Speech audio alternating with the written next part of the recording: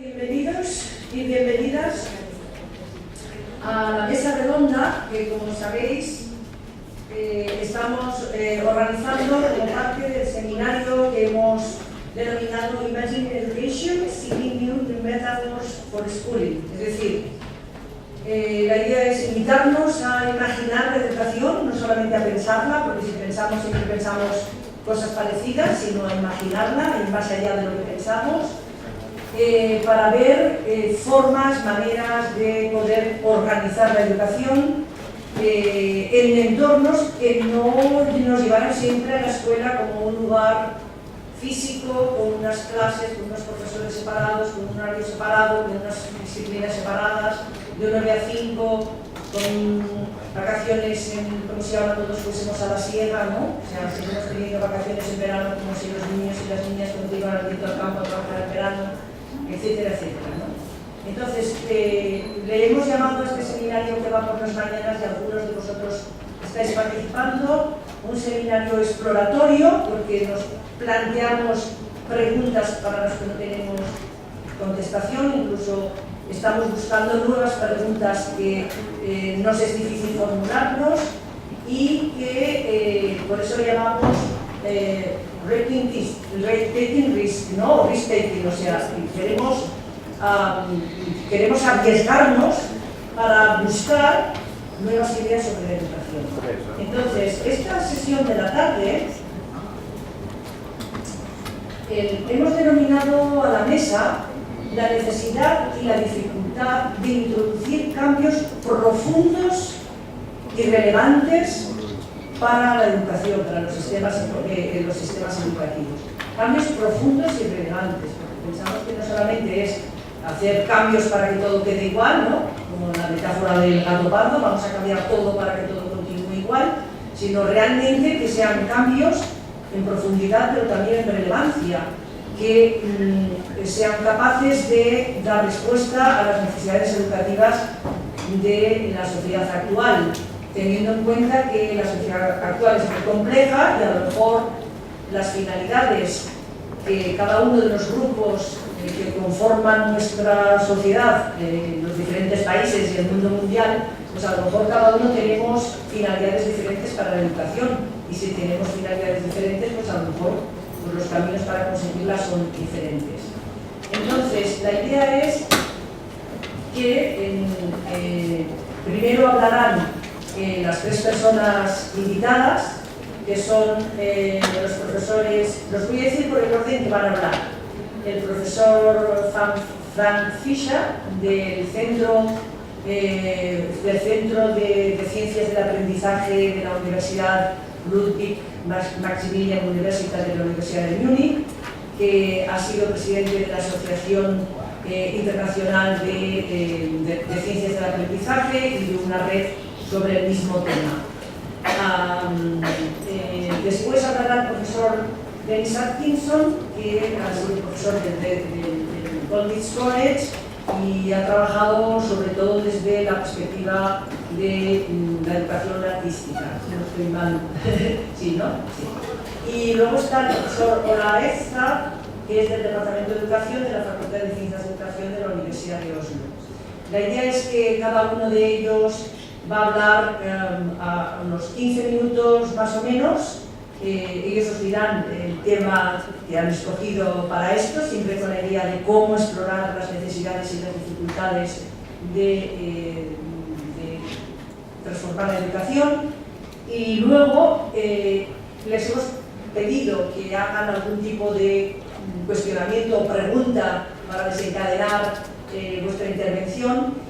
Y ahora, como no tenemos el tema de la lengua, porque acá podemos hablar desde el micrófono de nuestra propia lengua, pues esperamos mucha participación también del público, que puede ser tanto de preguntas a los componentes de la mesa, como reflexiones en voz alta, como aportación de algún tipo de reflexión, de experiencia, de discrepancia, y las personas que están en la mesa también pueden dialogar entre ellas, o sea que realmente sea una mesa redonda, ¿no? Y finalmente, José Miguel Correa, de la Universidad del País Vasco y del grupo El Carriqueztu, que somos los dos grupos con Esbrina que organizamos estas actividades, hará una síntesis a modo de una serie de frases que le parezcan más relevantes. Si utilizáis Twitter y os apetece, hemos creado un hashtag que se llama Esbrina Imagining Education, todo junto, y os invitamos también, si queréis enviar algún mensaje, pues lo podéis hacer. So I will try to use a visual language to show you mentally what I have on my slides. So I have two topics that I would like to discuss with you. One that is more, well, I would say the more tightly connected one to today's overall topic. That is the topic of the social dimension of learning. We did research over many years on collaborative learning, and especially the question which social processes in collaborative learning are really beneficial for learning, and learning in the sense of an individual's growth. So what individual progress, and in what ways is this individual progress depending on social interaction. And in addition, so we did research on the question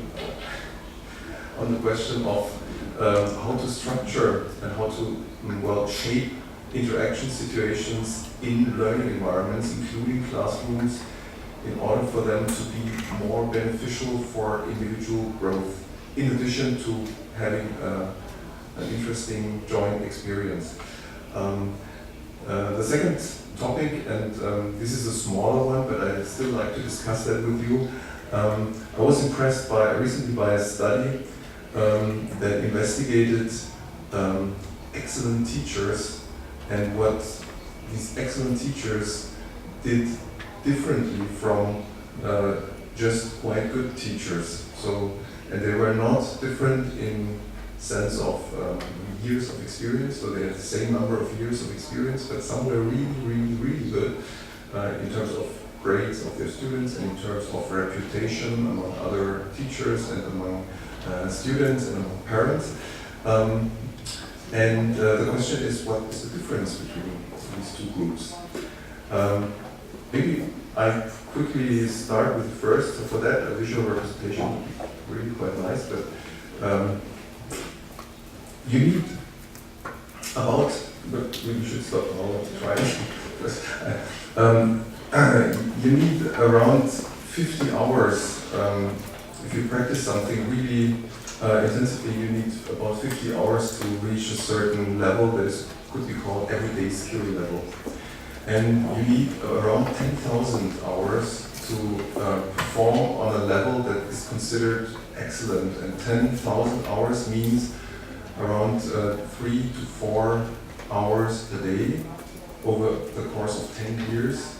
And typically this is not part of your everyday experience. So if you're working as a teacher, often you don't have the opportunity to really do what is called deliberate practice for 2 or 3 or 4 hours a day, but you do it in a different context. So and this was also what this study found out. So these teachers, they practice a lot, and so there is an interesting phenomenon going on after, I think some of you are in-service teachers, is that correct?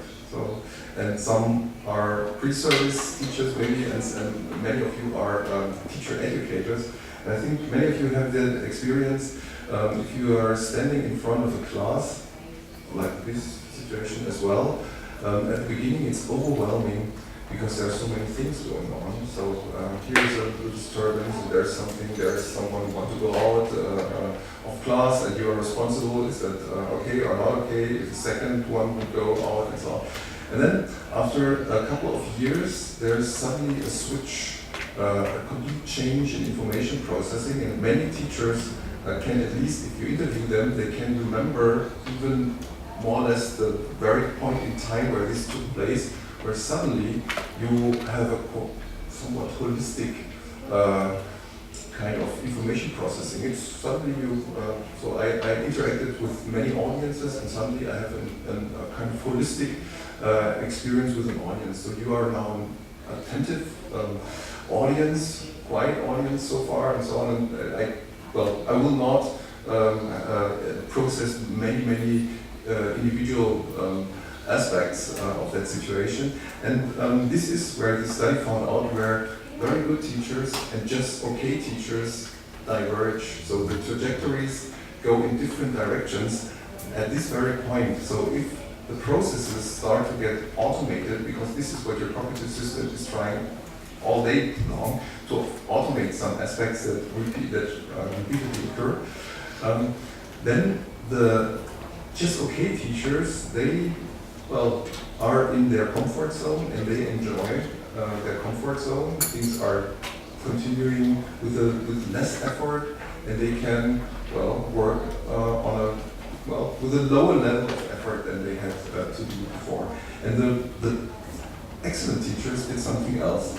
This is what John Hattie called, they reinvested their freed up cognitive resources. They reinvested these into experimentation with pedagogies and with didactical approaches to teach something in a different way, even though it worked in the past.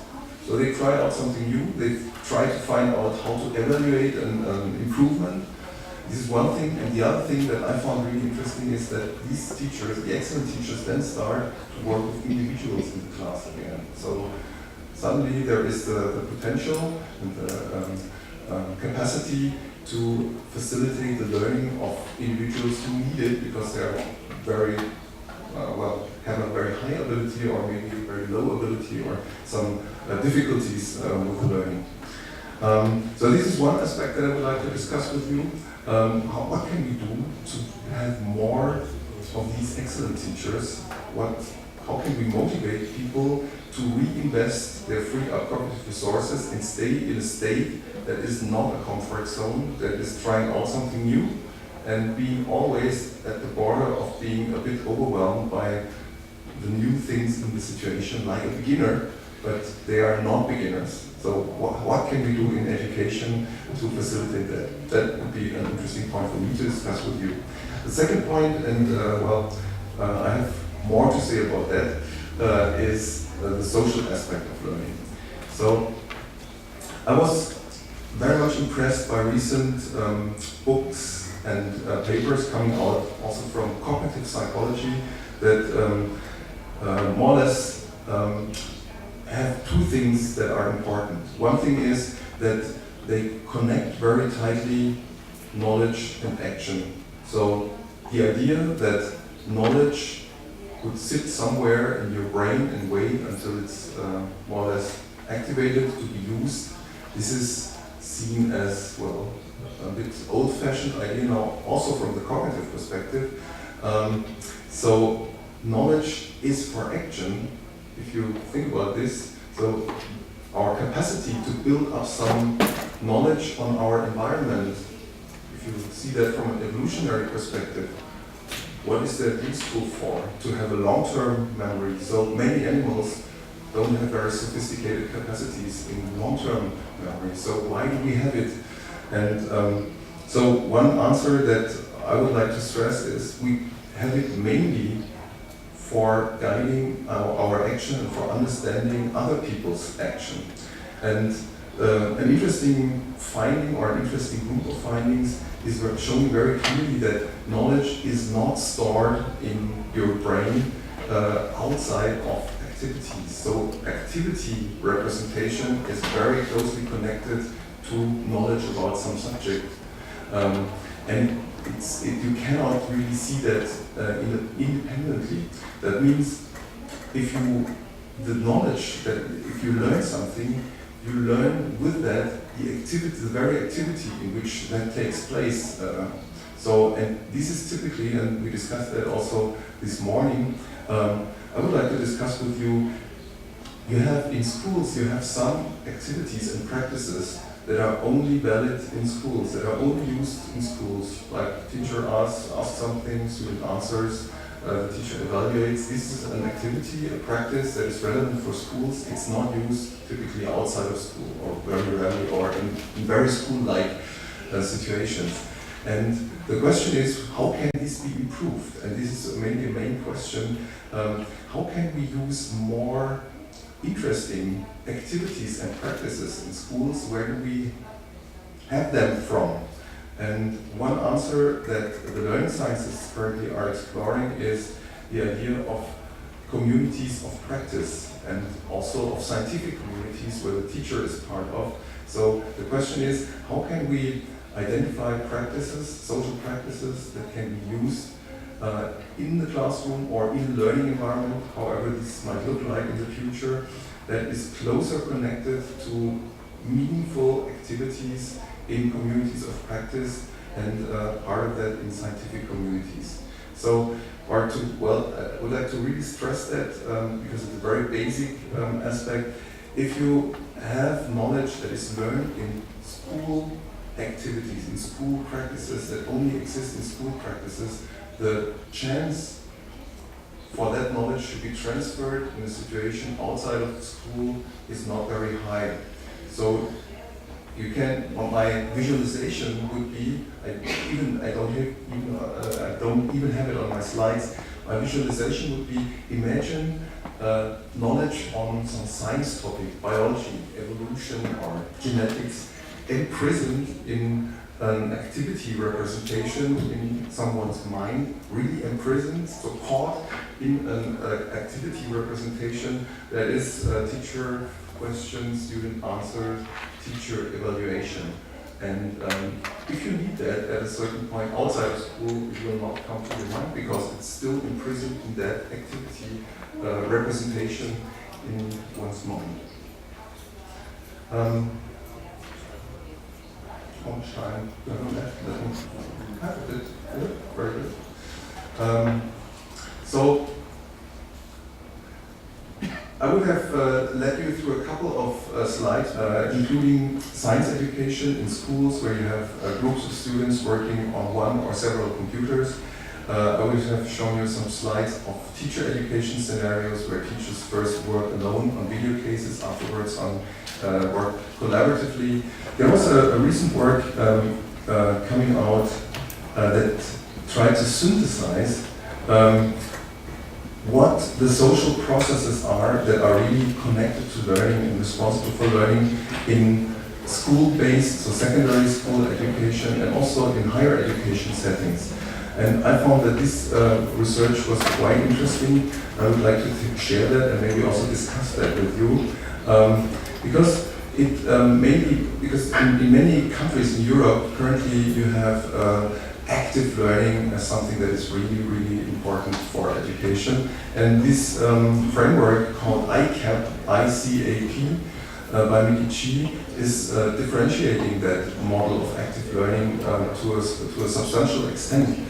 It says mainly you have ICAP, means it's I-C-A-P, the P stands for passive learning activities, if that is possible. So what passive learning activities mean, you're just sitting there and, maybe you direct your attention somewhere, but you do nothing else. So you're not taking notes, you're not paraphrasing something, you're not talking with your neighbor or something like that.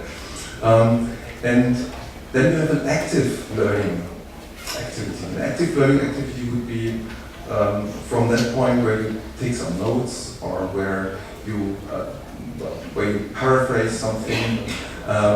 This is the A in ICAP. Then you have C, that is constructive.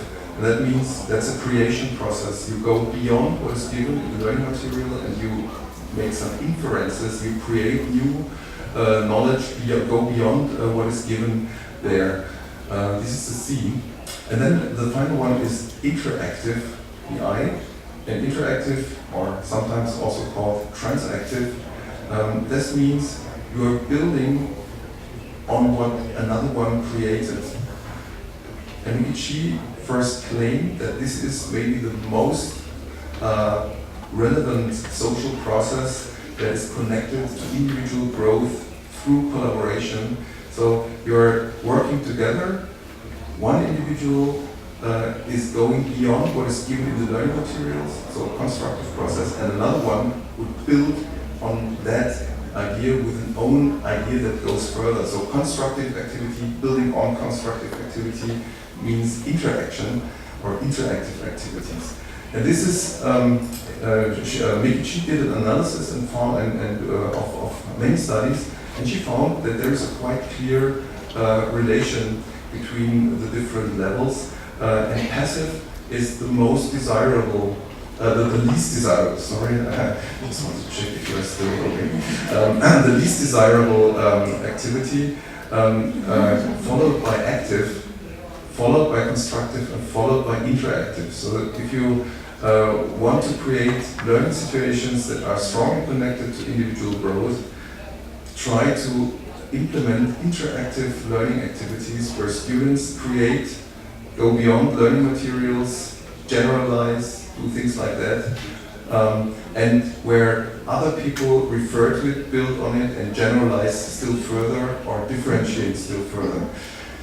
The question is, are these processes that are now known to be relevant for learning through collaboration, do they happen spontaneously? And unfortunately and sadly, they do not typically happen spontaneously in many classrooms nowadays. They happen spontaneously in other forms of interaction with others, in clubs and so on. But in classroom situations, you don't have it spontaneously very often on a higher level. You have to support these processes a bit. You can say, well, we can go in the direction of having different situations beneath the classroom, but you can also say, be more pragmatic, we can stay in the classroom and there are different ways to facilitate these high-level processes.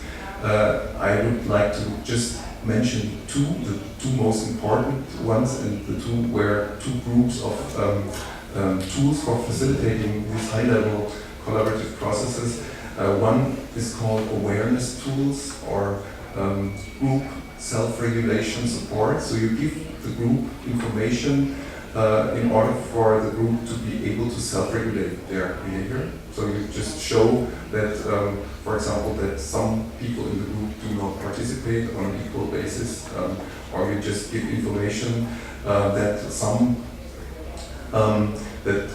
processes obviously do not happen in that group, and if the group or people in the group are able to change behavior and to rise the level of that discourse, then these tools are working. But often these tools are also not work perfectly because people just don't know what to do to rise to that level.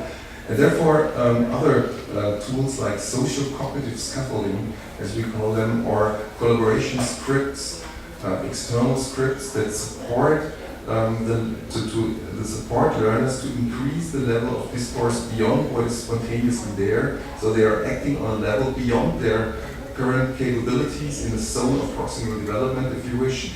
And these tools, like collaboration scripts, they go away after some time. They are faded out after some time. I would really love to show you some of these collaboration scripts, but if you just for the reason or just for imagination purposes, think of the following script. You have a questionnaire on a controversial topic in your subject matter field. And you ask individuals to fill in this questionnaire about what is your opinion about this topic. Well, ethics, for example, death punishment. Is that, well, you can have different opinions of that, and especially you can have different reasons for this opinion. And then you have individuals filling that questionnaire, and then you have a display, if you do it in an automated way, computer supported, a display showing in the plenary the positions or the opinions of the different persons in the class, and the computer would automatically group those with the most different opinion, with the most diverging opinion, and ask them to fill in the same questionnaire together. Just one opinion for two persons, and they have to fight and to discuss. And then the teacher, after that exercise, will have a display showing who has moved, so who changed his opinion, and then this is made public in the classroom, and the one is asked, the one who moved or who did not move, is asked what were the reasons for this change in opinion. And then the next step would be that that individuals reflect upon this whole process. So that would be a classical script, a collaboration script, that if learners know how to argue and how to resolve some cognitive conflicts, these type of scripts work very well to lift or to increase the level of quality of discourse to an interactive or transactive level. Thanks. Thank you very much. Hello. It's nice to be here again. What I was talking about in the two presentations that I did was really to do with this idea of pedagogies of the not known and the idea of real learning as an event which puts the learner into a new ontological, epistemological state. And that's the theme I was trying to develop. The problem, as I see it at the moment in my country, which is England, is that education tends to be tied very much to economic ambition. Linking education to this pursuit has produced a very prescriptive approach to education involving controlled and regulated curriculums, testing, examination systems and inspection regimes. So schools' success is measured mostly in terms of examination success, examination results, and we have league tables of schools which list the top schools right down to the very bottom in terms of examination success. Teacher education in England is now being placed very much in schools, in the controlled schools, with universities playing a much more marginal role.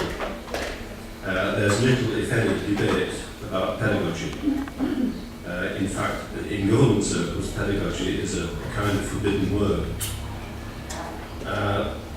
So teacher and learner identities are very heavily prescribed within established methodologies of teaching and learning. Knowledge is viewed very much as an object passed down by teachers on to learners. It's a kind of tabula rasa model, where learning is very much subordinated to teaching.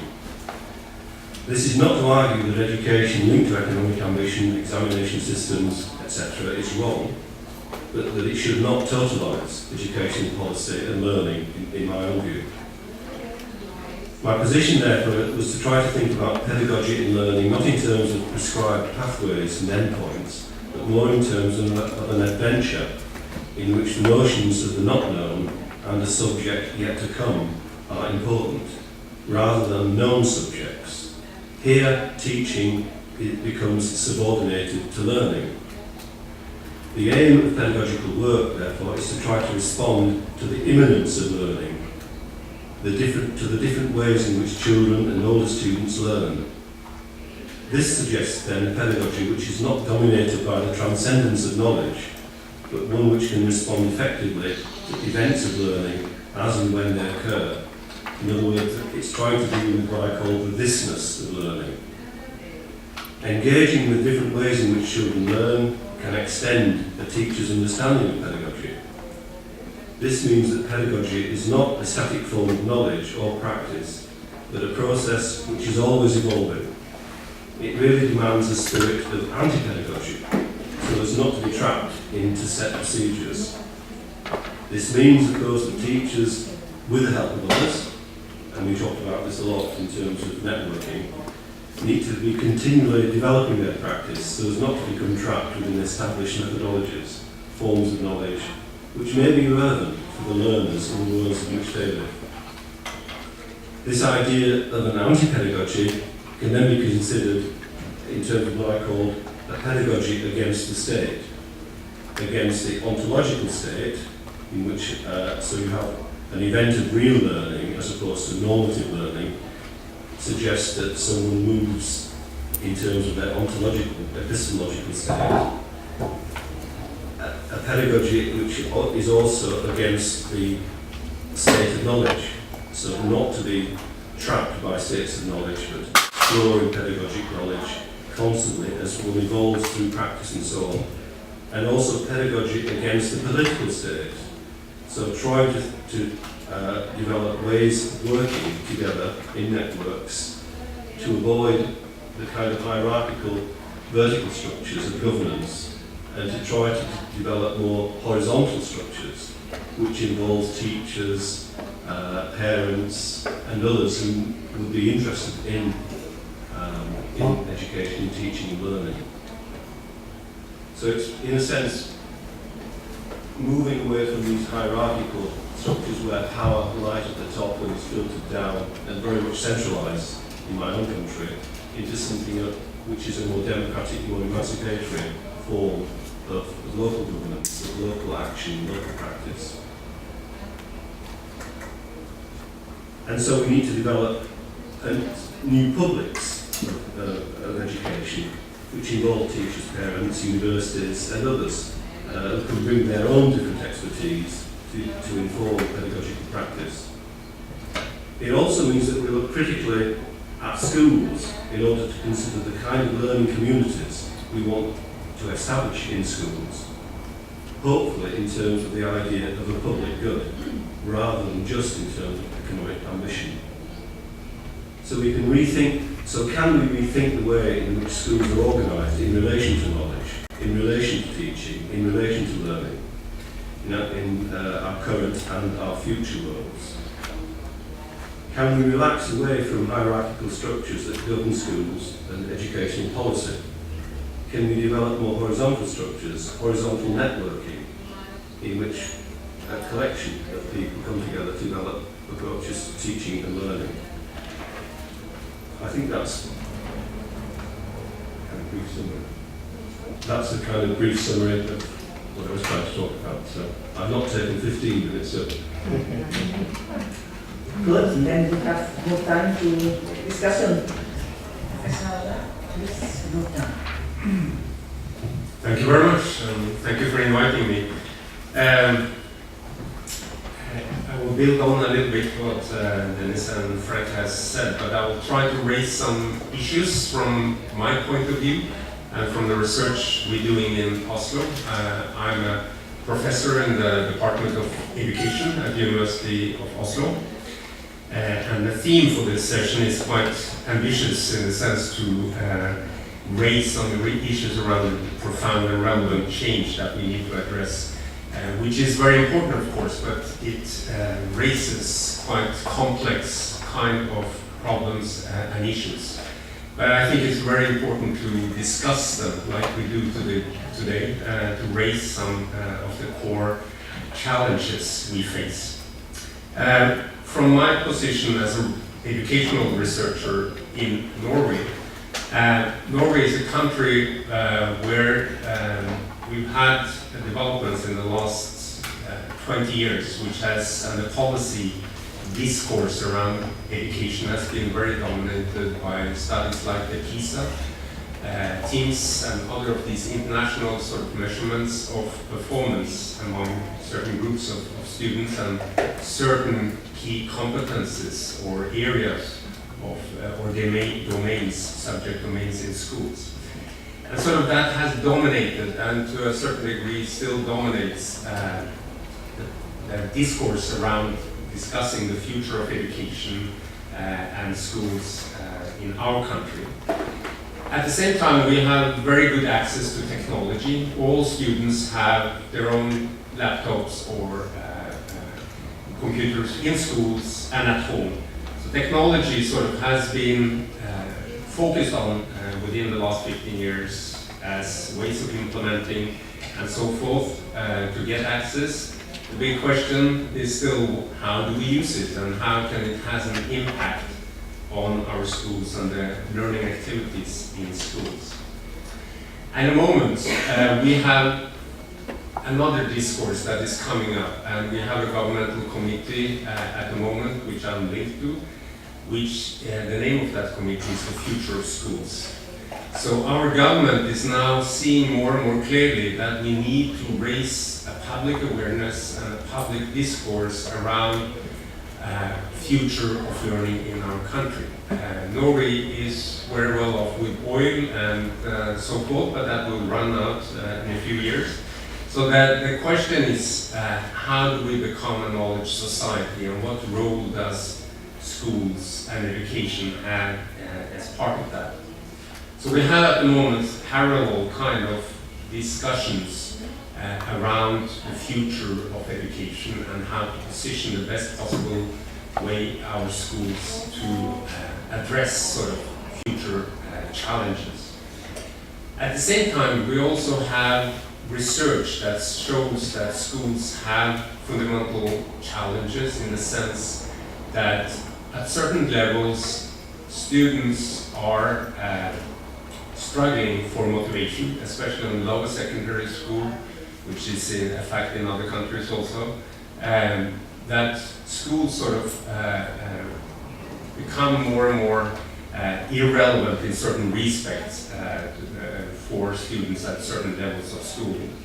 We have also increasing dropout rates on certain levels of our school system, which also is a signal of can we continue the same way, or should we try to change? We also have now a more diverse group of students than we have ever had before, partly due to immigration and different needs and issues that is raised and sort of addressed, linked to how we conceive schools and education. At the same time, and my view is that schools are very important social mechanism. There is some fundamental values linked to ways of thinking around education and schools that I think we need to address more upfront. Often these things are taken for granted, that schools has been around for so many years and ways of working with students is sort of implemented in these complex systems we call schools. But I think we need to raise and lift up more of the fundamental issues of why education is important, the values that goes into it. Education as part of democratization, as part of our social development, and how do we then conceive education in that kind of environment? And is education and school the same thing? For me, education is sort of lifelong. It's something you are engaged in as a human being in different ways. Schools are a certain number of years that sort of address certain qualifications, competences, skills. But how do we link sort of the issues around education to how we conceive school, not only as a building, but sort of as a social environment? So these are some of the issues that's been coming up recently in our country, also about equality and equity. Is that the same thing? We have a school system, a public school system. We don't have any private schools. But that's based on equal opportunities. And that's been sort of addressed very clearly for many years, that schools should provide equal opportunities for students. But the debate in Norway now is changing more and more to equity, that the resources and the provisions that students are given, not only in schools, is more important to see how we have to stimulate students in different ways and the challenges of that. So I'm leading a research group at the University of Oslo called Transaction, Learning, Knowing and Identity in the Information Society, where we also try to address some of these issues through our research activities. Part of our research projects addressing school development as such, how do we change schools as organizations, have had a very orientation or approach based on working on different levels of schools. So this multi-level approach, I think, is very important, that we need to work on leadership, we need to look at ways that schools are organized, the daily practices of schools, how classrooms are organized, interactions with students and teachers, students collaborating with students in other schools and other countries also. So we need to unpack a little bit the learning activities and ways of organizing learning within schools. And we've been using activity theory from Engström and others as an approach in understanding these expanding prime things of development within schools as institutions and activity systems and organizations. But as part of that work, we stopped at about sort of these big, complex kind of projects around 9-10 years ago, and moved more into problematizing the concept of knowledge. Because what we found out was that what teachers could relate to much in their work was knowledge as a concept. They were knowledge workers. They were trying to provide best possible ways for the students in different subject domains. But what came up in many discussions around change and development was that my subject in social sciences, in science education, in language education, changes due to different kinds of input. So knowledge is a continuation of this part of change. So many of these teachers, together with us, started to discuss sort of knowledge as a core concept that we need to address as part of these issues around education and school. What is knowledge? We live in a knowledge society. What does that really mean? Working life is changing. The things we're going to qualify our students for in 10, 12, 13 years is changing all the time. So we need to have an awareness of what kind of skills, competences, knowledge students need. So we started to work more in line with an approach called knowledge building or knowledge creation from Marlene Scardenina and Carl Reiter in Toronto, which tries to address the student in a fundamentally different way than normally is done in more instructional work in schools. We try to position the learner or the students more as the center of activities and idea development, and all students have an interest in learning. That's the basic philosophy. They are eager to question and learn issues around them, and you need to challenge them in that kind of environment. So we've been developing platforms, partly this knowledge forum platform they used in Canada. I know we've been using that in Barcelona also, some schools, and other kinds of digital tools as part of that to stimulate sort of knowledge creation and this intriguing hypothesis kind of approach and testing among students. And part of that, as Frank was mentioning, it's also important to link knowledge to action or doing. So the students should also act upon their knowledge, the knowledge they gain. And that was a very important aspect for many of the teachers we worked with also. Knowledge is interesting in itself, but it's the way it gives you opportunity to act on your world and act for yourself in your environment that is more important. And as part of that, I'm raising different issues that we can discuss further on. We also started to problematize the issue of transfer of learning, the transfer of knowledge, or transfer of skills, because transfer has been a core issue in the way we think about learning in schools. Students learn something to use it in a different context or a different setting, either in other subjects in school or outside of school. But what does this issue of transfer really mean in our societies today?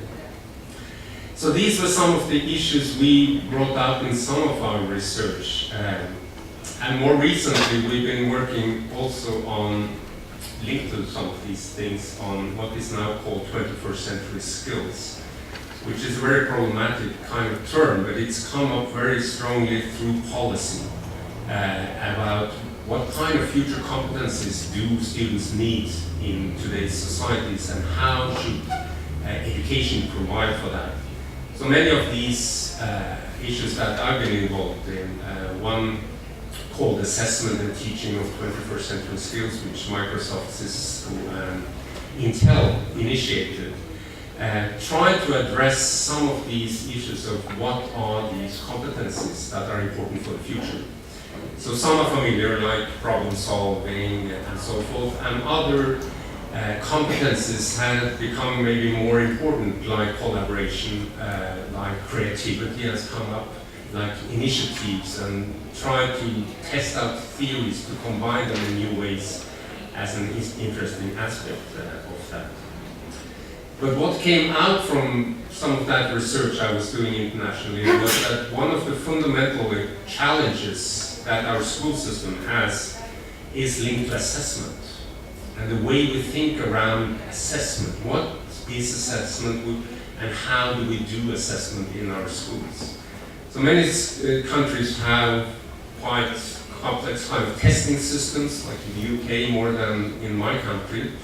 And that is really dominating much of the discourse around schools and really blocking ways of understanding how we can move on around these issues. But I think assessment is a core issue that we need to address, and in that initiative we've been part of that, formative assessment have come up much more strongly. And how can we use digital tools to assess students as part of their learning processes more than we've been able to before. Another issue that we relate to is around the role of technologies, and I think that we can discuss also, and many of our research projects have tried to look at the impact of technology in schools and education, and lots of research show that not much is happening in schools. It's used as advanced typewriters and calculating machines, but the real potential for collaborative learning or different aspects of how you organize learning is not taken profoundly. The last issue I wanted to raise is more linked to the research we're doing now, where we're moving away from technology as the object of analysis to looking at technology as an embedded part of learning practices and learning activities. And we've been trying to focus much more on the learner and following the learner. And we developed that concept of learning lives. Like, it sounds very, very broad, but our ambition is trying to address that learning is embedded in people's lives in more fundamental ways that we really have been able to understand before. It's about epistemology, the way you learn or get knowledge, but it's also how it's changing you as a person, how you develop as a person more ontologically, and how you position yourself in different kinds of learning circumstances. So we've been following learners in schools, but also into the local community in soccer practices and chess playing and so forth, and studying more in depth what these knowledge practices are really about. So these are some of the issues that we've been working on. I hope we get the possibility to discuss them further. Bueno, Rafa, tenemos aquí mucho que discutir. El profesor Fischer, pidiéndonos que desinstitucionalicemos, vayamos contra el estado de lo que consideramos un buen profesor, para ir a un mejor, aquel que no está en la zona de confort, para ver que el aprendizaje tenemos que cambiar profundamente la noción de aprendizaje que hay en la escuela. El profesor Atkinson nos ha invitado a estatalizarnos, a desinstitucionalizarnos, a ir contra el estado de las cosas, el estado de nuestra ontología, de cómo miramos el mundo, de la epistemología, de cómo nos acercamos a él, y hemos seguido con la noción de conocimiento y la noción de evaluación y el uso de las tecnologías, o sea que estamos teniendo que repensar absolutamente todo. Entonces esto cuestiona o genera toda una serie de cuestiones. Entonces ahora vamos a abrir la posibilidad de que todos podamos participar, incluida la mesa, o sea, en cualquier momento los ponentes también pueden levantar la mano y hablar. Y Engeru y no sé si alguna otra persona podría ayudar con el... Sí, Luis P.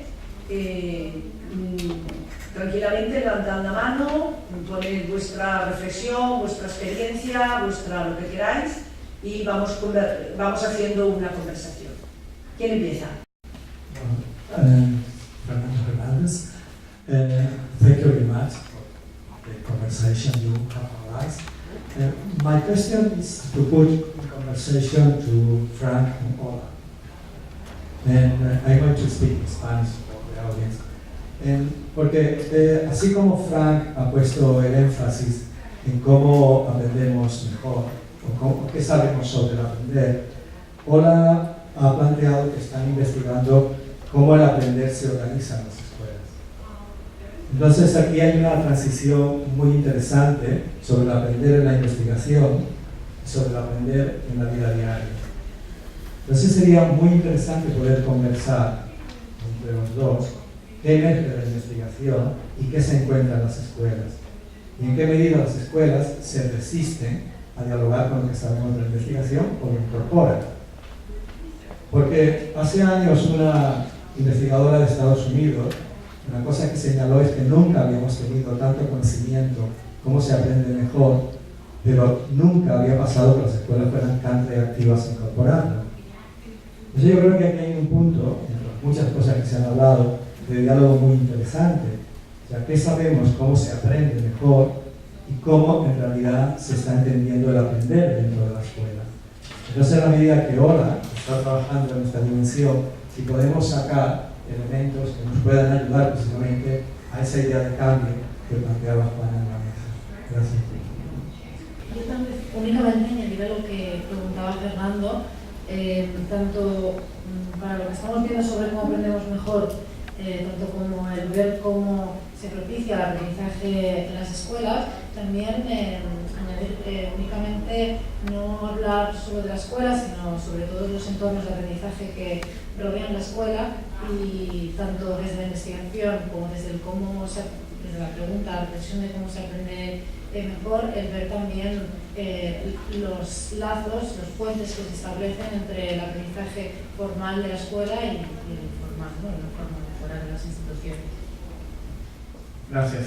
Quizá dentro de la misma inquietud de ellos, ver si sus equipos de investigación tienen alguna forma de conversación con las escuelas y con otros entornos de aprendizaje para hacer un poco de transferencia, que salga esa palabra, de lo descubierto o de lo encontrado en las investigaciones a la práctica del día a día. Gracias. Con respecto al concepto de conocimiento, no puedo estar más de acuerdo en el hecho de que el concepto mismo de conocimiento hoy en día en la sociedad de la información se pone en cuestión. Entonces, en ese sentido, ¿qué experiencias tienen ustedes, digamos, desde la investigación que puedan hacer esta conexión entre los distintos escenarios y contextos en los que participan los estudiantes y la forma en que las competencias se desarrollan dentro de la escuela? So thank you. Excellent questions. Let me start with why is the knowledge generated by research or the research findings, to what extent are they applied in school by teachers, and if they are not applied, what are the possible reasons for that? Maybe, and I would like to stress an analogy that we discuss in Germany from time to time, and quite controversial. I think that one important aspect, let me start with a very simple one. I think some of the research findings are irrelevant for schools and therefore they are not used, first and foremost. And of course, a question could be, what would research findings make more relevant for schools? How can we inform young researchers who have no connection to school and start their research from theory? How can we connect them better to schools, to teachers, in order for them to learn about interesting phenomena? But this is a minor point. I think this is something that is a problem in the system per se. I think another aspect is that there's some research work has been done on the development of medical education. And in that discussion, it surfaced all over again that medical education 100 years ago was quite similar to teacher education and educational research nowadays. Because 100 years ago, medical doctors were allowed to do whatever was helpful, and there were no joint standards around. And, well, I simplify a little bit, but there were some developments of medical schools in, I think it was Stanford or Harvard, one of these, starting a process of, well, kind of standardization of procedures that started a process where you have now, if you are a medical doctor, you are not feeling well if you are not up to date with respect to your area of where you are doing your therapy or your diagnostics. So you are required to do some continuing education, even to read at least some digest, if not original studies. So if you treat a patient as a medical doctor and you do it in a way that would have been the appropriate way 10 years ago, you might run into big problems, really big troubles, including ending at a court trial with that. And this is not the case with teachers, and I think this is an interesting point. But I think they have quite similar tasks to some extent. They have to diagnose something, and they have to plan for interventions to support patients, students. There are, of course, differences. Students are not patients, that's clear, but and I think there are a very large amount of similarities in the tasks of teachers and doctors, but the training and the education of teachers and doctors are really very, very different. Also, the continuing education is really very different. My suggestion would be to think more about evidence-based pedagogical practices of teachers. I think it's not a question of asking that of teachers in addition to what they already do, but this is the task of universities, to qualify teachers to be able to participate in science to that extent that they can use methods and concepts of their scientific fields and apply it to their practice situation. That's a question of qualification and then continuing education. So from my understanding, this would be the first and very, very important step to tell teachers from the first semester on that they are now becoming part of a science, or also of a social science, not only natural sciences, and they are representatives of this science outside of university to some extent. They have to teach these sciences, but they have to refer back to these sciences, including educational science as something that all teachers, of course, had at universities. They have to refer back to that extent, to some extent. So this is one aspect. The other aspect, if I'm too long, stop me, but the other aspect is that teachers currently in schools, they are not feeling as being core members of a scientific community or a community of practice. If we ask them to transport or to transfer some relevant practices, social practices of their communities, of some communities outside of the classroom, I think we have to integrate them first better into these communities. At many universities in Europe, teacher education students are really peripheral students to the university. They are not the core students for many subject matter fields, for many domains. They are really peripheral. They are the cash cows, so to speak. So they are big in number, and they receive a training that is, from my perspective, in many subject matter fields on a relatively superficial level. They don't have a good methodology training. They don't know much about methods of these science fields, and I think this is to be improved. So they should know, teachers should know about the methods that are used to generate that knowledge, and they will be better able to understand the relevance of that findings for their daily work.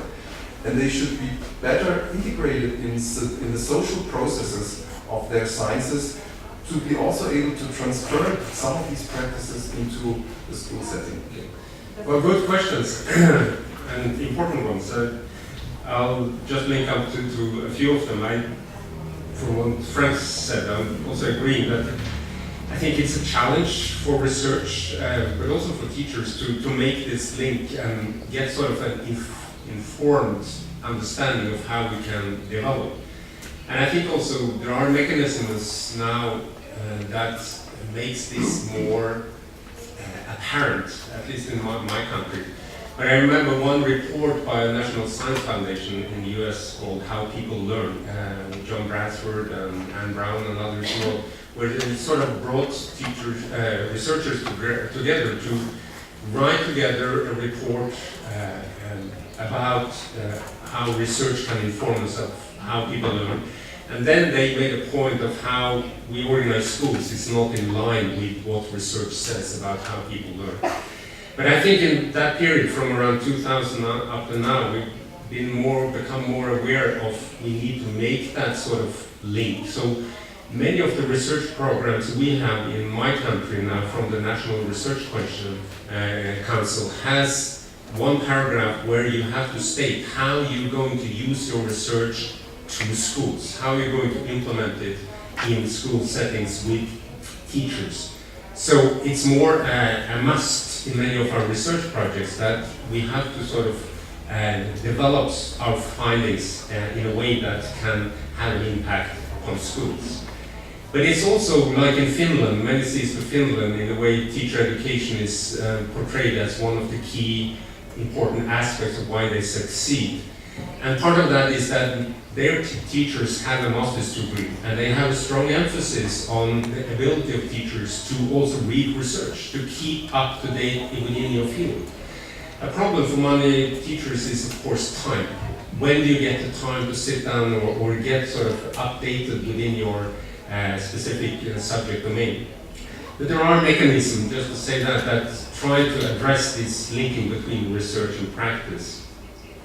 I think this concept of knowledge is interesting, and we've been following that. As I said, in our present research during the last 8 years, we try to address following the learner within different subject domains and into the community. And one thing that struck us with that was that students position themselves very differently in moving from one classroom to another, with one teacher to the next teacher, where they were very engaged in some classes, very disengaged in other classes. And one student I remember also that fell asleep mostly in math classes, and the teacher said he's probably bored with math, but he performs on the exams. But when we followed him into the community, and he was Turkish origin, so he went to the Turkish Ethnic Center. And there he worked with another student, a bit older, that was very good in math. And it turned out math was his favorite subject. And he was bored at school because the teacher could not challenge him the way he wanted and seek for it. So I think we need to look into these kind of linkings between what's happening in schools and the practices and the activities students are involved in outside of school. So our present project, we have a project now called Knowledge in Motion, and that's trying to address how teachers try to bring in the voices of students in social sciences, in science education, and so forth. And what surprises us is that teachers do this very little. We have, during 1.5 year, we discovered in social sciences 3 incidents where they open up for students' experiences from out of school. So I think we need to look into what we call knowledge practices. School is one knowledge practice, and working outside of school in different settings is different kinds of knowledge practices, sports and so forth. So I think teachers is a really important issue to look at as part of this. Okay, yeah, I'd like to make a few comments about some of the things that have been, said. First on knowledge. What interests me about this conception of knowledge, it's obviously a process, it's not an object, it doesn't exist anywhere.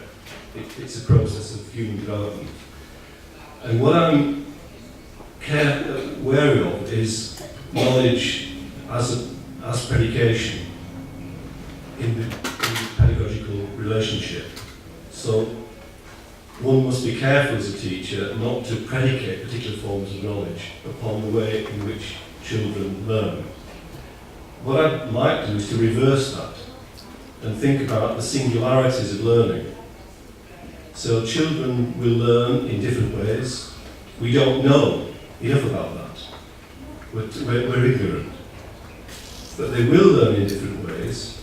So if we think, instead of thinking about mathematics, say, or painting, which is my area, let's think about the notion of mathematising or painting as a practice.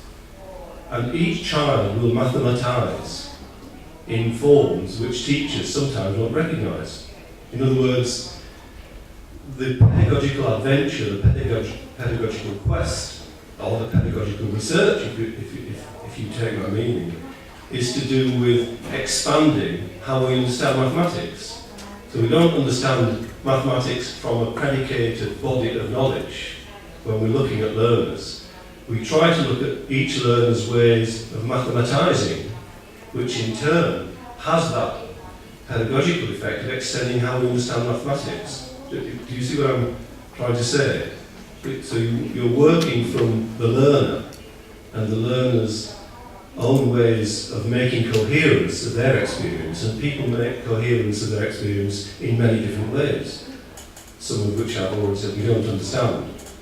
And it's quite often in teaching, in my experience, I taught school for 20 years nearly, you do come across instances where you haven't a clue what the child is on about.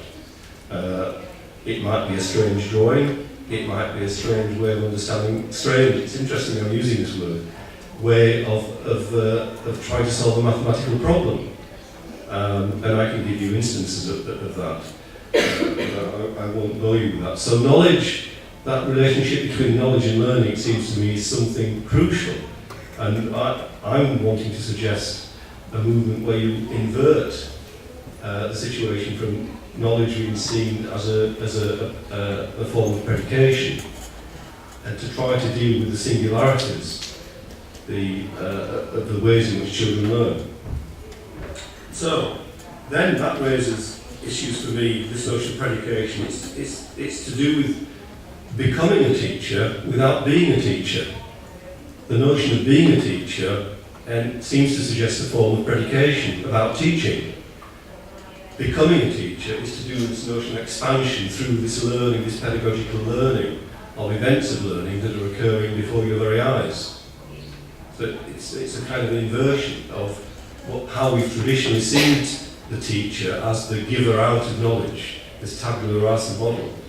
It's focusing, as I said, it's subordinating teaching to learning instead of subordinating learning to teaching, this act of predication.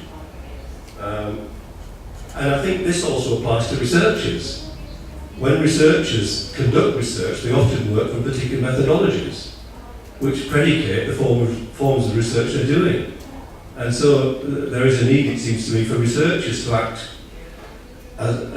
in that interrogatory sense of standing back, as it were, reflecting upon what they're doing and upon the methodologies that they're employing. It doesn't just apply to teachers, but it applies to other people like researchers or doctors or nurses or working in other social contexts. I mean, what I wanted to talk about when you were using the term interaction seems to me to involve, as I was saying last night, a relationship between two prior existing things, teacher and learner, who interact. What about this notion, which comes from the quantum physicist Karen Barad, this notion of intra-relation, where there are no prior existing entities in a form of predication, but it's out of this intra-relating that things emerge. So we don't approach the situation, this is maybe a bit theoretical, from the idea of a teacher and a learner. We try to let those kind of, although difficult, to let those kind of prior ideological framings relax, and to deal with this notion of intra-relation, of coming together of people in practice, and out of that practice, out of that intra-relating, emerge what we call teachers, what we call learning, what we call knowledge. Seems to be a different way of thinking that pedagogical relationship. So do you have evidence on the cognitive effects of programming? Programming it's becoming a new subject in different European countries. Dentro de esta misma línea, esta mañana Frank dedicó un rato a hablar sobre la tecnología. Is people making stupid by Google? A mí hay una cosa que me preocupa respecto al acompañamiento que hago con mis alumnos de sexto de primaria. Entonces yo me planteo también unas cuestiones, ¿cómo puedo acompañarles yo en este aprendizaje tan difícil de lo que es construir una perspectiva crítica y una utilización crítica tanto de las nuevas tecnologías como de una construcción del conocimiento crítico? Good questions. I'm not sure I can answer fully on all of them. My point with technologies is that we can discuss that on different levels. So technologies on one level, on a more meta level, is often portrayed as objects of change themselves. Just when you get computers in classrooms, things will change, and research shows that it doesn't. At the moment now, you have a lot of attention on what's called disruptive technologies in higher education with MOOCs and so forth, which is now also going down to low levels of schools. So it shakes sort of the system in certain ways. And I think it's interesting. There is something happening at the moment where we have come to a development part where technologies are more accessible. We have more different kinds of technologies, social media and different things. So the impact might be different in that sense on institutions, but it remains to be seen even for higher education if that will change on a more meta level. In my country, what's been important related to teachers is on a sort of meso level, more on the curriculum, because in our national curriculum, digital literacy is written in as one of 5 main competencies. That's reading, writing, numeracy, oral skills, and digital skills. I'm not sure the ministry knew what they did when they wrote it in the same way, but it means that all teachers in all subjects from first grade to the last grade has to deal both with using technology, but also developing critical consciousness, a critical stance among students in the way they relate to information access, the way they communicate over internet and so forth. So it's a new competence area in our system. Teacher education has not followed that. So our teachers are not very well competent when they come out from teacher education to move into school and handle that kind of issues. So it's an issue in my country at the moment. How can teacher education prepare better for handling that kind of challenges?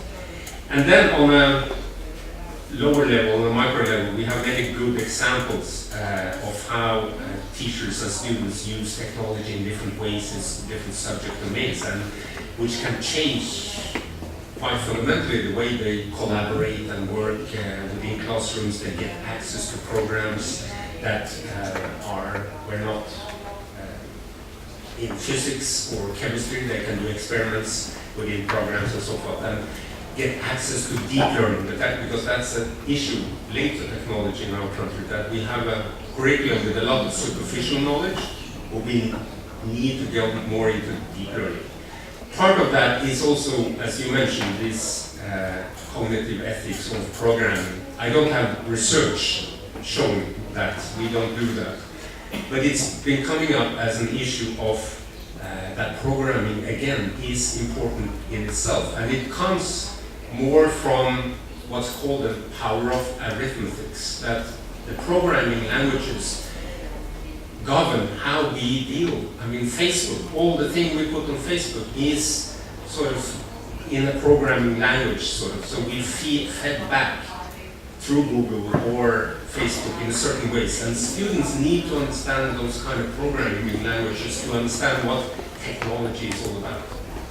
So that it's come up, and it's some research has started to be done at the moment.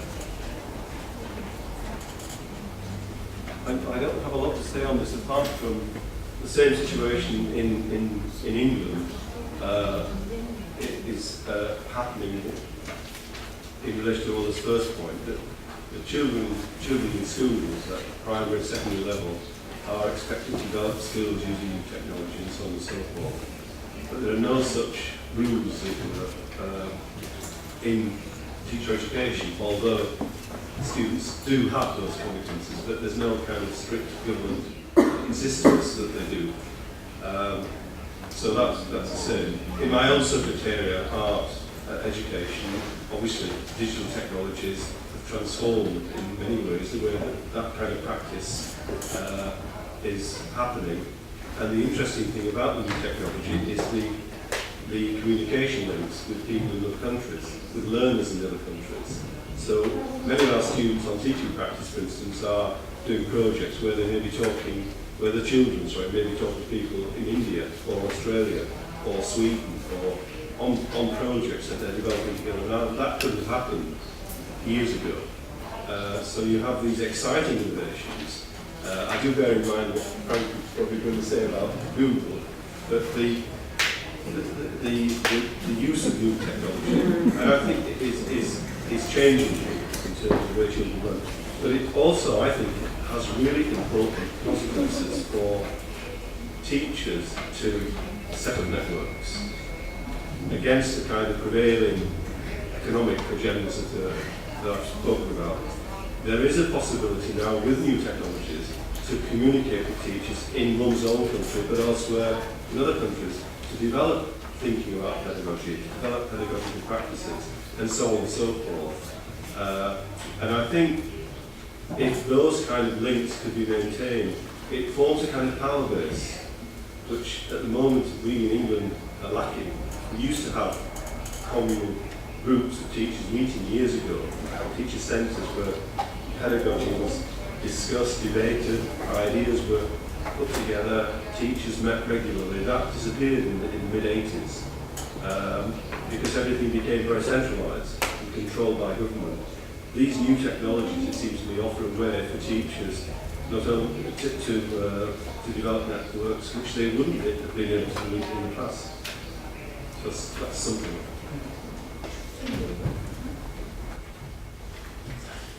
So let me start with well, in the prior round we had one or two questions where I think we were skipping these, and I hope that we may maybe come back to that also, or we can discuss that later on in smaller circles. One that I found really important is the researchers' role and how are researchers connected to schools, what can they do. There was a very interesting paper a couple of years ago by Anne Schönfeld and a colleague that was called "It's Nobody's Job to Turn Insight into Impact." And I think this is really worthwhile to read. What are programs that really have impact in practice and how are researchers involved? This is not my question right now. ICT skills and Google making us stupid. So let me first start with in the morning we also discussed the differentiation of technologies into tools for living and tools for learning, coming from Gerhard Fischer, completely different Fischer, a relative of mine.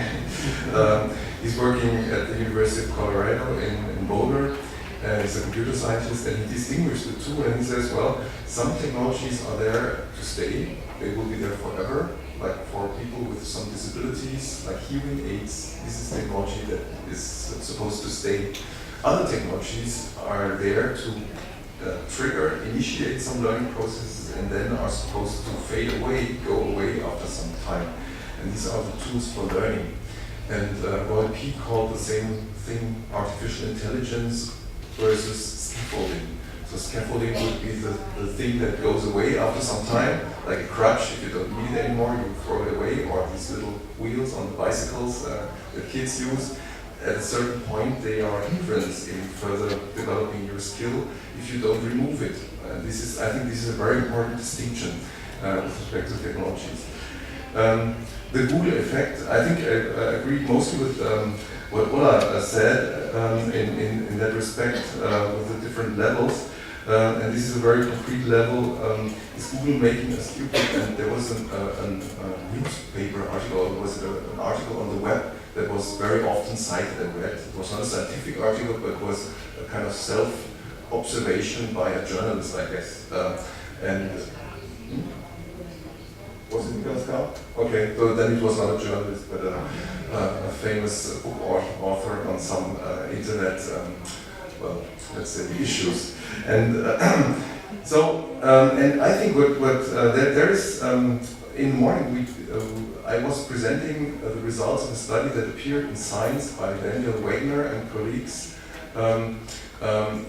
confronting people with the following situation. You get information, a document with information, and your task is to store this document in some files on the computer, in some folders on the computer, sorry.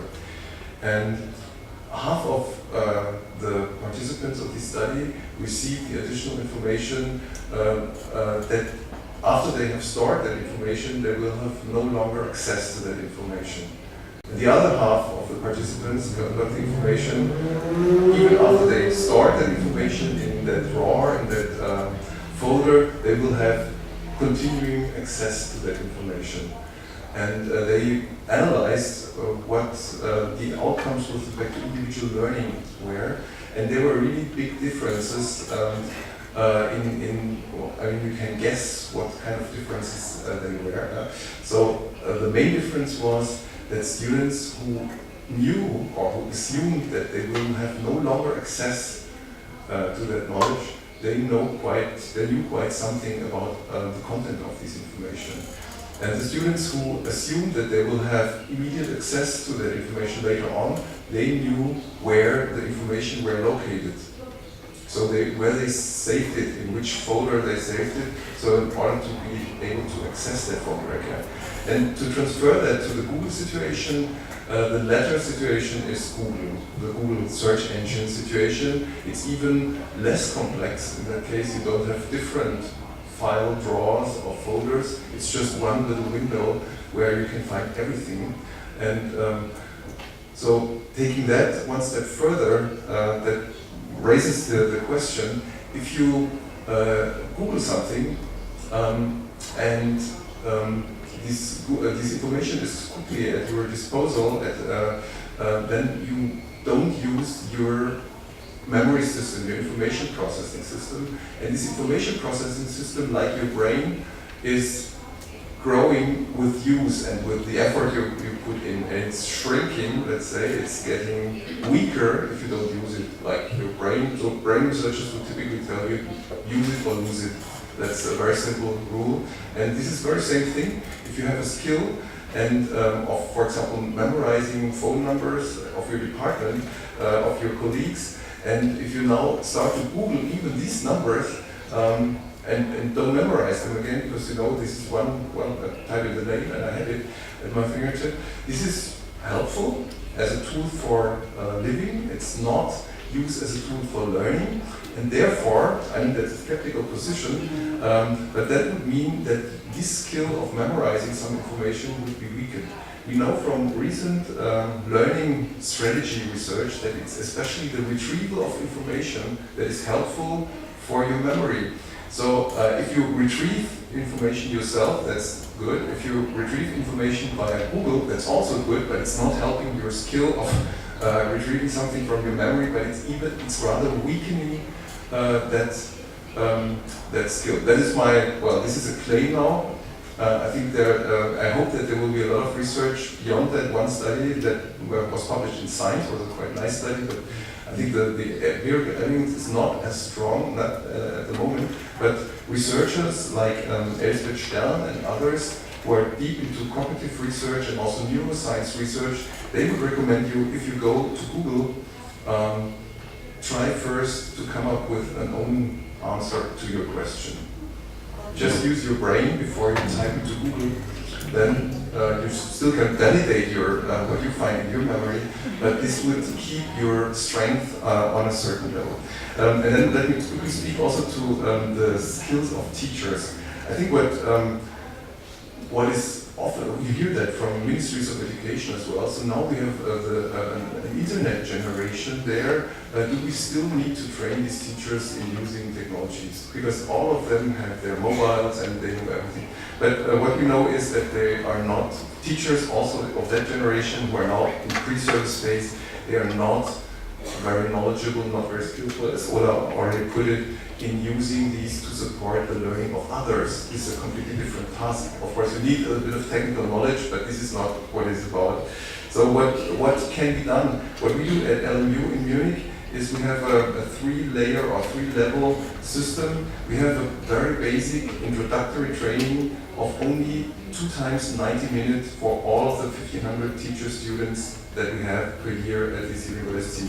So it's 180 minutes, and what they get there is one example of direct instruction use of technology even with Moodle, and one use of a more problem-based, more student-centered learning environment created in Moodle. They created themselves, and they received an account for the technology that is used in our state, in Bavaria, in all of the schools. So they have their own account with the Moodle system, and they have 2 examples of 2 pedagogical approaches to support learning in their domains. So they do it for their subject matter field. And you can build on that. They can enter some courses, seminars, and they can have even an additional qualification to their teacher certificate in media education. And what we are currently fighting for, and because this is a real problem, that this is not seen as a certificate that is relevant for getting appointed to a tenured teacher position in the state. So we are fighting for that being accepted as an important qualification and counting as in the competition for these positions as a kind of surplus over other qualifications, but this is currently not the case, and therefore currently even some people say the more intelligent people, if it's about grades in the end, they will not waste their time with ICT technologies because it's not counting in the end. They will focus on having excellent grades and get into these tenured positions. Programming, sorry. Just one comment. Logo was one example of having many kids around the world programming things. I think it was directly connected to the school, the Geneva school, and then MIT. And I think the results of that early endeavor, the results were quite mixed. So I think what some of the hopes that were connected to help or to let students learn to program is that you assume somehow that they learn something that goes beyond programming. Like if you learn Latin, it should help you to understand your mother tongue in a better way, or just to be better structured in doing some things. And I think many of these hopes turned out to be not, well, it's not a direct relation at least. You have some success, but the main success in learning to program is learning to program. And I think this should be also, I think this is important to learn to be able to program something, but I think I would be skeptical. You can expect mixed results. Sometimes it works, sometimes it does not work, with respect to hopes that go much beyond programming. So having better metacognitions, better strategies for structuring very complex content in other fields as well. Well, to my knowledge, the logo experience showed mixed results. Bueno, tenemos que ir terminando aquí, pero quiero añadir una cosa a lo que ha estado diciendo Fran, porque yo tuve ocasión hace bastantes años de estar en una discusión de Papert con Joseph Weizenbaum. Y Joseph Weizenbaum era totalmente escéptico sobre el beneficio de la programación en el desarrollo de la inteligencia. Y al final del seminario dijo: si realmente la programación desarrollase la inteligencia, se supone que los informáticos serían la gente más inteligente del mundo. Y aquí hay una prueba de que no lo somos. Esto lo dijo Joseph Weizenbaum en un seminario en Harvard, ¿no? O sea, él era muy escéptico. Bueno, yo lo siento porque aquí podríamos continuar mucho tiempo, pero tenemos que acabar, porque es de 6 a 8, tenemos que acabar, nos hemos hecho trabajar mucho hoy, tienen que descansar un poco. Yo le voy a pedir a Josemí que nos haga un resumen, y luego si hay alguna persona que quiera decir alguna frase, pero alguna frase corta sobre lo que se lleva de aquí o qué reflexiones se lleva, y terminaremos a ver si podemos terminar a las 8 en punto para dejarles descansar un poco. Josemi, todo tuyo. Me has dejado muerta todo el rato intentando sistematizar. Pero eso te servirá luego para la publicación. Me gusta la idea de la pedagogía contra el estado del conocimiento y contra todo. Me parece que es como darnos pistas para articular una estrategia transgresora que nos centre en aquí y ahora y eso. Pero se han dicho muchas cosas, ¿no? Me ha gustado el reto de, bueno, cómo hacer que el profesorado invierta en conocimiento, reinvierta y plantearnos exactamente cómo conseguir profesores excelentes, ¿no? Y como metacomunicación. Relacionado con eso, me ha llamado la atención que sigamos hablando de que la investigación y la aplicación en el ámbito educativo, con determinado tipo de investigación, tiene muy poca aplicación. Y que los investigadores y también, no solo los profesores, sino también los investigadores, debemos de replantearnos nuestras metodologías. Me gusta eso de que comentaba ahora de cómo ofrecer la mejor posición a las escuelas para que den lo mejor, ¿no? Que no cargamos de antemano lo que hacen, sino también vamos a preocuparnos por ofrecerles cosas. Otra vez las escuelas se están convirtiendo, otra vez se vuelve a ir sistemáticamente, no lo repiten, las escuelas se están convirtiendo en algo poco importante para los alumnos, con altas cotas de abandono escolar. Me ha gustado mucho cuando dicen que la claridad no hará, los alumnos buscan y encuentran el conocimiento en los diferentes escenarios donde participan. Esta reflexión trae un cambio en qué competencias se debe de aprender en las aulas de clase, qué es lo más relevante, y saber conectar los diferentes ámbitos donde se mueven los alumnos. El conocimiento me interesa el proceso, es algo en desarrollo, no como algo que se predica en una relación pedagógica. Convertirse en profesor sí que estar atento y transformar y subordinar la enseñanza al aprendizaje y no al revés.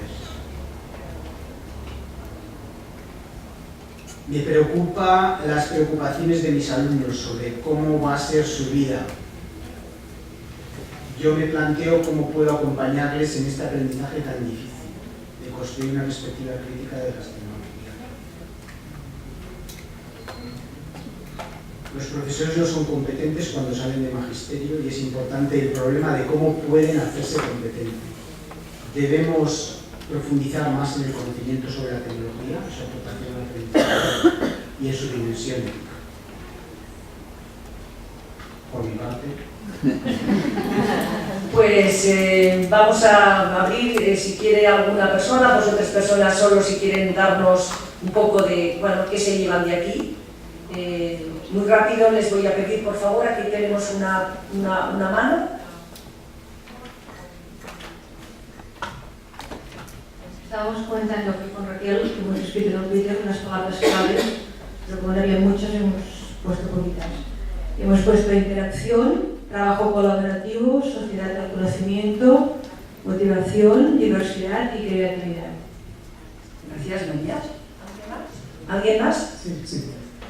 Bueno, yo quisiera dar las gracias a todas las personas que han venido esta tarde, porque creo que es importante tener espacios como este. Luego, un agradecimiento especial a los tres. A Atkinson por invitarnos a transgredir, por invitarnos a darle la vuelta a las cosas, a no asumir las cosas como dadas y aprender que es posible mirarlas de otra manera. A Frank porque siempre nos ofrece la importancia del rigor. Las cosas tienen que estar fundamentadas, las cosas no pueden ser opiniones, hay que contar con evidencia. Y ahora porque nos abre una perspectiva que entre nosotros, tanto en Cataluña como en España, es muy infrecuente. Y si queremos cambiar algo, tenemos que saber lo que pasa. Y no hacerle el encargo a alguien para que decida lo que tiene que cambiar. Es decir, los cambios hay que saber hacia dónde vamos, pero también hay que saber de dónde partimos. Y eso es una lección que los países del sur no hemos aprendido. Seguimos cambiando en función de las ocurrencias particulares, de los movimientos, etc. Pero nunca nos atrevemos a ver qué es lo que está pasando en nuestro centro, cómo se aprende, qué es lo que sucede, qué dificultades hay y cómo podemos aprovechar el potencial que las escuelas tienen para que sean mejores y no decirles todo el tiempo lo que hacen mal. Muchas gracias. Bien, muchas gracias a todos por la invitación y a los expositores también. Igual que la compañera, yo voy a dar mi lista de apuntes de los temas, grandes temas que he podido anotar: conocimientos, práctica docente, la tecnología, evaluación, función de la escuela, conexión in-out, relación o un replanteamiento de la relación aprendizaje-enseñanza, motivación del estudiante y preparación para el futuro. Una frase que dijo el doctor Fisher, que me la llevo en forma de pregunta, la dijo en forma de afirmación, pero yo me la llevo en forma de pregunta. ¿De quién es la responsabilidad de convertir una perspectiva en un impacto? Muchas gracias. Bueno, pues yo la verdad que quiero agradecer a todas las personas que habéis venido, porque esta mesa redonda sin vosotros no hubiera sido posible, o sea que muchísimas gracias por estar aquí, por todo lo que habéis compartido y desde luego a las tres personas, a los tres invitados, a los tres ponentes, que yo creo que han hecho una mesa redonda, entre todos la hemos hecho muy redonda y muy llena. Marchémonos con las cabezas y los corazones llenos de energía y bueno, muchas gracias.